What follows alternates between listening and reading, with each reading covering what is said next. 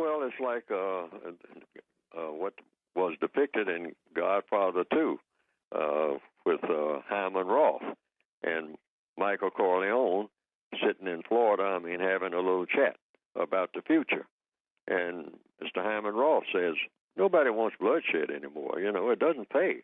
If you can avoid it, if you can avoid a war, you might have to whack a few people every now and then or drone them to death or something like that. But generally speaking, we want a smooth operation. Let's all get on the veranda and stop all this squabbling among ourselves, which the system of white supremacy is a criminal enterprise. And so let's sit on the veranda here in Cuba or someplace, and let's bring out the cake, and everybody get a slice, and that will be symbolic of everybody's going to share, in all of our operations in the future, and everything's going to be smooth, and so sit back and eat your cake and enjoy it. Everybody's going to get a slice and give me a small piece.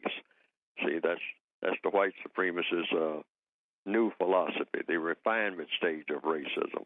Now, how long? And that's what they're telling the white people of the world. Right. See what I mean?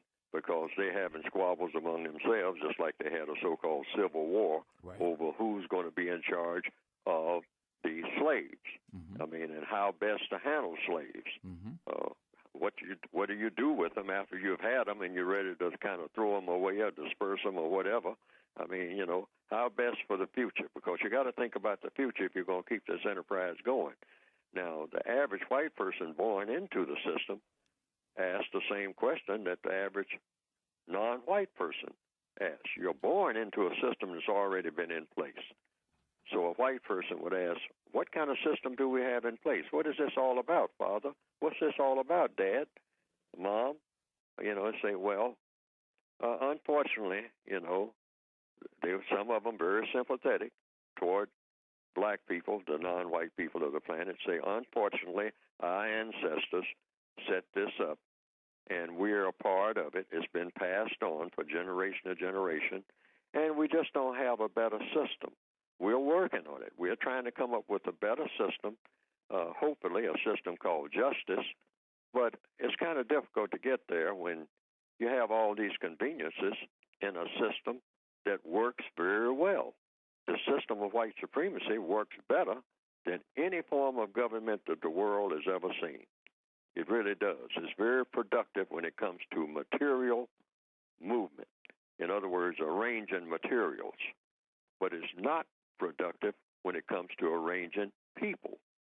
It destroys hundreds of millions of people in order to get trinkets, in order to get lipstick and fingernail polish, and just, and also heavy equipment, farm tools, automobiles, airplanes, rocket ships that can go all over the space areas. It's a very efficient system when it comes to that. But it leaves hundreds of millions of people on the factory floor. In fact, it's gearing up to even take care of dogs better than it does people, because there are huge numbers of white supremacists who believe that a dog is really better to have around than a non-white person of any kind. And that's deep. A lot of non-white people have come to believe that.